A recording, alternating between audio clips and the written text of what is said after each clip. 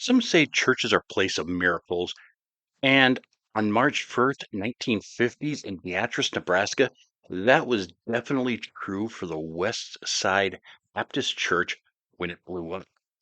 Miraculously, everyone was late for choir practice and no one was harmed. Hello, I'm Sean, and welcome back to my channel. I am still not doing true crime really at the moment, but I'm trying to figure out what I'm doing. So thank you for bearing with me. I'm hoping that you're enjoying my social commentary and things like that.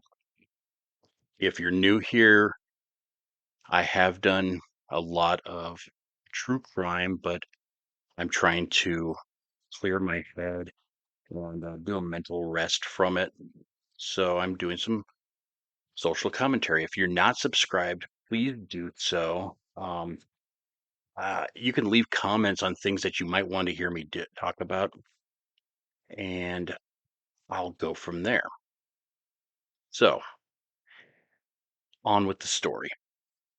I'd like to start off first by saying that there were a lot of different sources that I used for this story.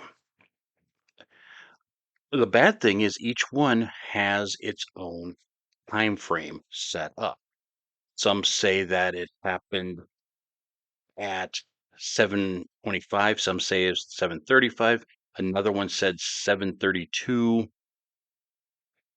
Uh, So I don't know which is the exact thing, and that's bothersome to me because I usually like to find out the exact, but I'm going to say that the most cases said that choir practice was supposed to start at 7:20 and the church blew up at 7:25. So I'm using that as the main time frame. So choir practice was supposed to start at 7:20 on Wednesday night on May 1st, 1950. At 7:25, the church exploded, shattering windows for blocks, even knocking out the local radio station off the air. But every one of the 15 members of the choir were safe and sound. Why? Because they were all late getting to practice. Around 5 p.m. that day, Reverend Walter Klemple, I hope I said that in the right name, turned on the furnace at the church prior to going home for supper. He knew that it was going to be a cold evening, so he wanted to make sure that it was nice and warm for the choir. All the events actually occurred after 7 o'clock, but like I said, two different timelines. So I'm just going to tell you what happened and not throw in time frames. So Reverend Klemple and his family were getting ready to leave for church when they noticed that the daughter's dress was a little dirty. So Mrs. Klemple ironed another dress and made her change, and that led to them being late. Uh, so they were running late for that.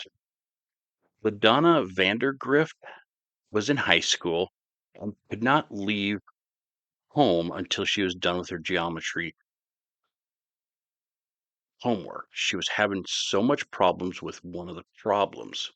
She was having so much problems with, she was having a lot of troubles with one of the problems.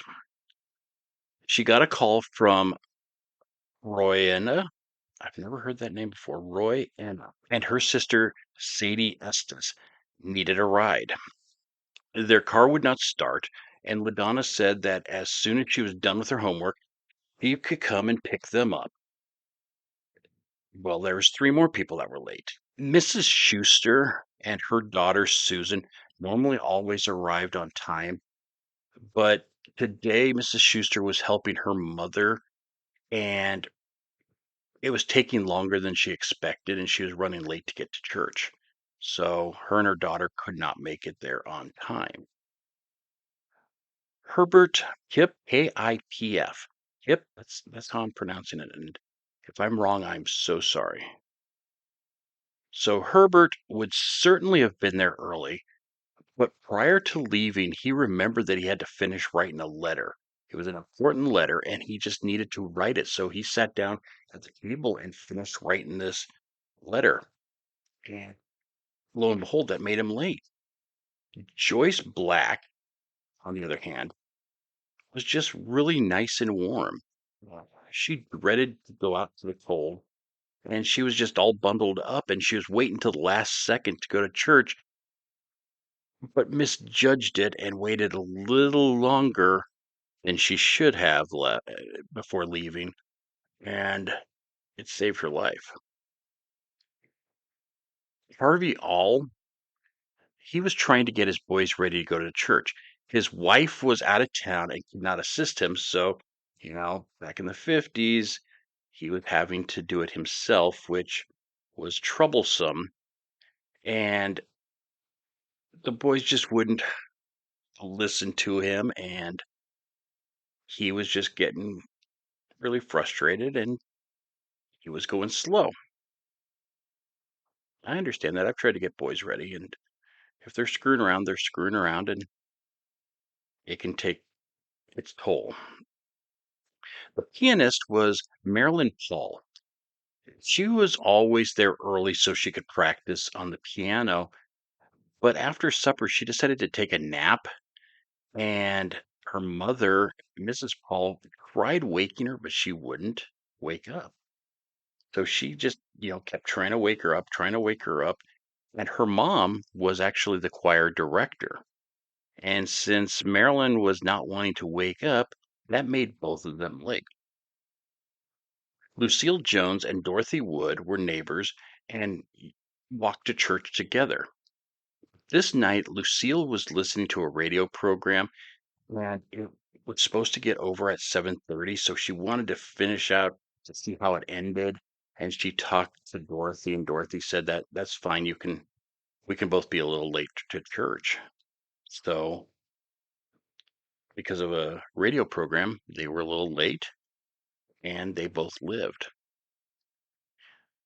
So around 7:25, the church blew up. The building was empty.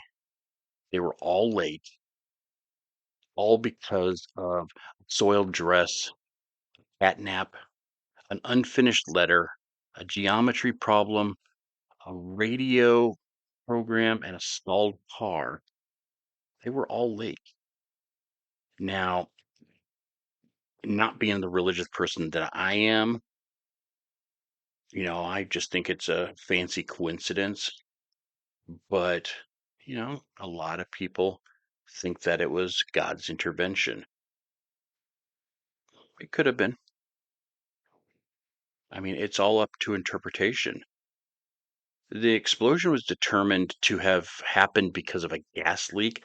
Apparently, there was a broken pipe outside and it leaked into the church. And when the gas reached the furnace, that's what blew up. So the whole place was filled with gas, um, which is extremely scary.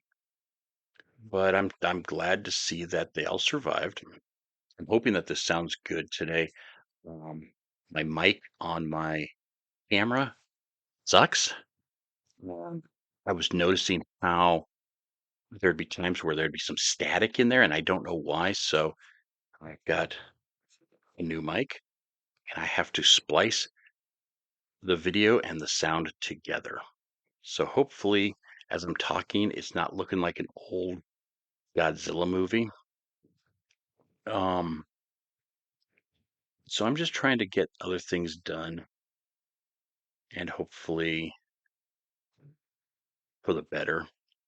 I'm also in the process of moving, so I have that going on, and that's wearing on my mind on trying to find a place and going from there. But once I find a place, I'm going to start hitting YouTube hard again and hopefully get one or two videos done a week. I really like the social commentary. I don't know if anyone really gives a crap what I have to say, but I do enjoy saying it. I love this story though with the church in Beatrice. The first time I ever heard it was as a kid. Um, I don't know if I'm dating myself here or not, but listening on the radio to The Rest of the Story by Paul Harvey.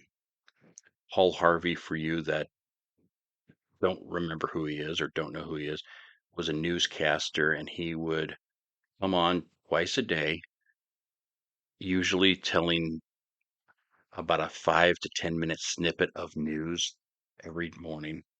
And then in the afternoon, he would do the rest of the story, where it was just a really fancy, nifty story that he's wanting to share with you. Um, my my social studies teacher in middle school, Mr. Johnson, he always would play just the regular news thing because he thought we all needed to know a little bit of news of what's going on. So that was neat. But that being said, thank you for watching. Please leave a like, comment, and be good to yourself. Be good to each other. I do love you all. I miss you all, and I will see you soon. Bye.